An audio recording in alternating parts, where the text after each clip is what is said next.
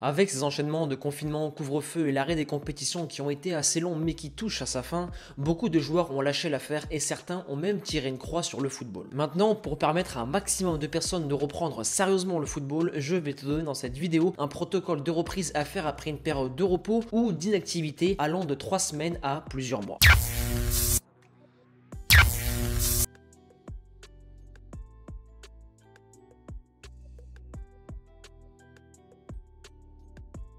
Cette vidéo sera divisée en 4 parties. La première où nous allons mesurer les dégâts. La deuxième sera consacrée à ton plan d'entraînement. La troisième pour l'hygiène de vie. Et enfin la dernière, je te dirai comment tenir sérieusement une reprise. Donc si t'es chaud comme moi, mets ton gros like et attaquons dès maintenant cette vidéo.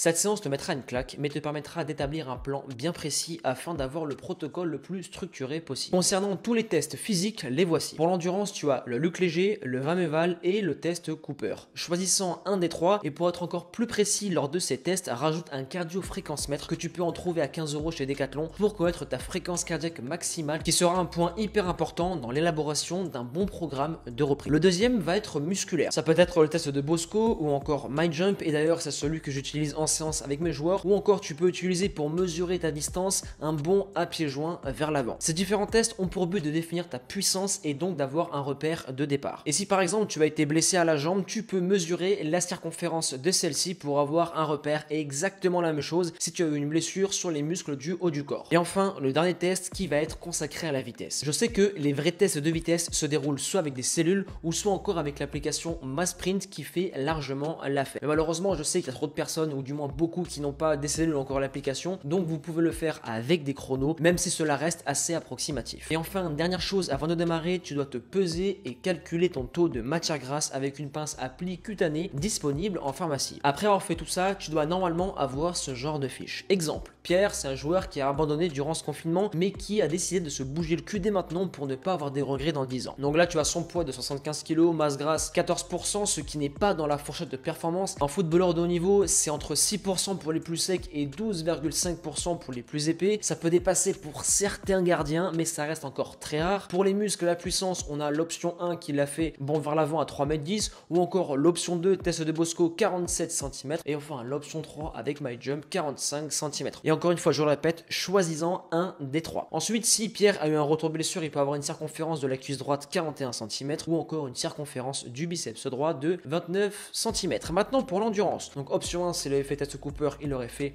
2600 mètres. Option 2, Vameval, palier 16. Et enfin, l'option 3, Luc Léger, palier 12. Maintenant, durant cette test en endurance, il a mesuré sa fréquence cardiaque maximale qui était de 197. Et pour la mesurer, tu vas sur le calcul 220 moins l'âge, ou sinon, durant ton test d'effort, tu checkes ta montre pour voir jusqu'où elle a pu monter lors d'un effort très intense. Ensuite, fréquence cardiaque de repos, extrêmement simple. Avec le cardio-fréquence-mètre, tu regardes tes pulsations lorsque tu es au repos. Et enfin, la fréquence cardiaque de réserve, c'est 197 FC max moins fréquence cardiaque du repos 56, ce qui nous donne 141 pulsations.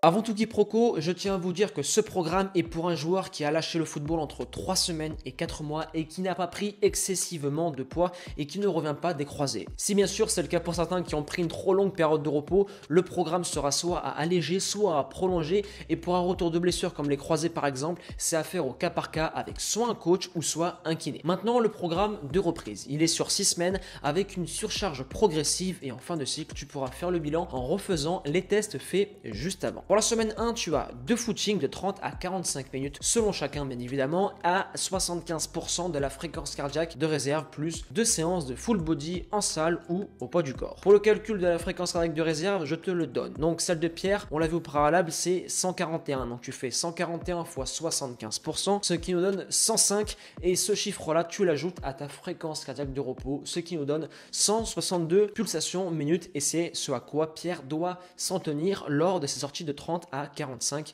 minutes. Pour la semaine numéro 2, encore une fois, on est sur 2 sorties de footing, on est sur la confirmation et pour les joueurs qui avaient fait 30 minutes, passez directement à 45 et pour ceux qui étaient à 45, passez à 60 minutes et l'intensité reste la même. Pour la musculation, la team, on augmente les charges soit en salle de sport ou sinon pour les répétitions si tu es au poids de corps. Pour la semaine numéro 3, on est à 3 footings et 2 séances de musculation. Premier footing, c'est 75% de ta fréquence cardiaque de réserve durant 40 minutes. Deuxième, 80% 40 minutes et enfin troisième footing 85% à 35 minutes. Et pour la musculation, encore une fois, augmente les charges ou les répétitions si tu es au poids de corps. Pour la semaine numéro 4, on est sur 2 footings, un fractionné, 2 séances de muscu et une séance d'appui. On commence à l'intégrer dans le programme. Donc la team, j'en profite pour vous le dire ici, tous les joueurs qui n'ont pas envie de se casser la tête avec un plan, chercher à droite à gauche, avoir un plan et juste à le suivre pour aller beaucoup plus vite que les autres. Nutrition, endurance, vitesse, musculation, poids de corps en salle de sport, technique avec ballon, tout ce qui englobe la performance du footballeur, la team,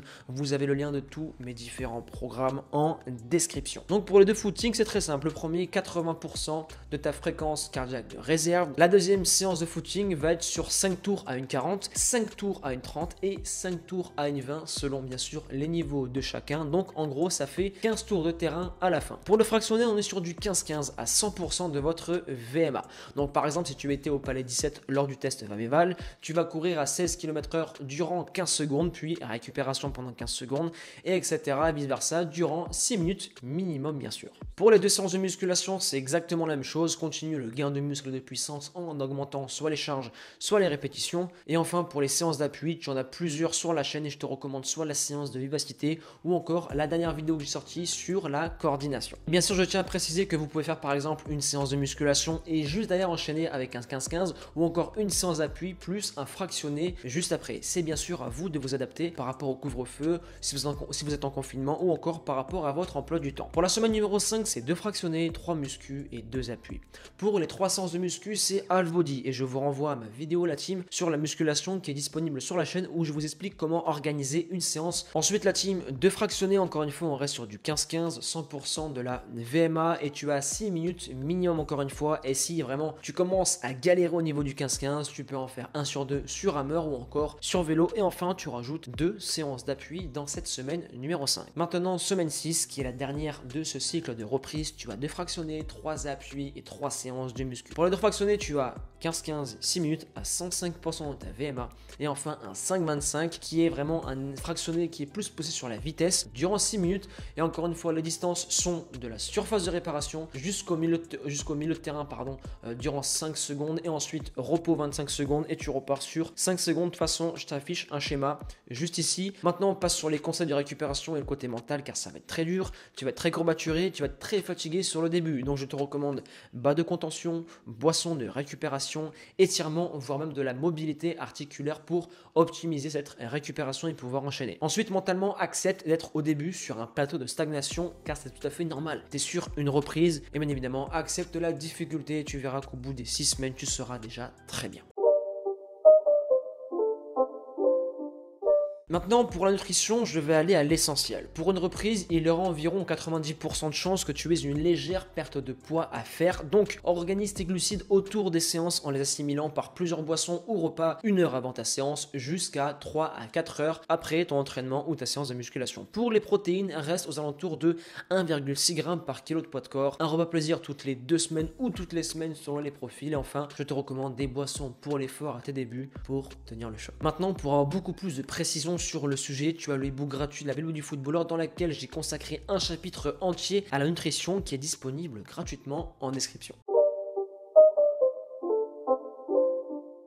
80% des joueurs qui commencent un programme ne vont jamais au bout. Pourquoi? Dans un premier temps, ça peut être un objectif fixé qui est beaucoup trop loin, ou une décision pas assez ferme lors du commencement, ou encore un manque de priorité, ou un manque de discipline. Bien sûr, je n'inclus pas la motivation car elle ne dure pas, et si vous comptez absolument sur la motivation pour tenir quelque chose dans votre vie, vous êtes mal barré. Parce qu'un jour, elle peut être là, et le lendemain, elle peut vous lâcher et vous laisser en plan. Donc voilà la team, on arrive à la fin de cette vidéo. Ce plan est bien sûr adaptable par rapport à chacun. Vous pouvez l'adapter selon votre situation. En tout cas, j'ai essayé de répondre à la demande qui avait regardez, surtout sur Instagram, beaucoup de joueurs ont abandonné et voulaient reprendre sérieusement le football car, on le sait, la team, ça va bientôt reprendre, ou du moins la saison prochaine, c'est sûr qu'il n'y aura pas de saison blanche. Donc la team, à vous de jouer maintenant, à vous de vous entraîner et comme d'habitude, n'oubliez pas, si vous avez kiffé le contenu, on explose la barre des likes et des commentaires pour me faire plaisir, pour me soutenir et aussi la team pour le référencement. À présent, je vous laisse là, on se retrouve mercredi pour une prochaine vidéo. Persévérance et motivation et on avance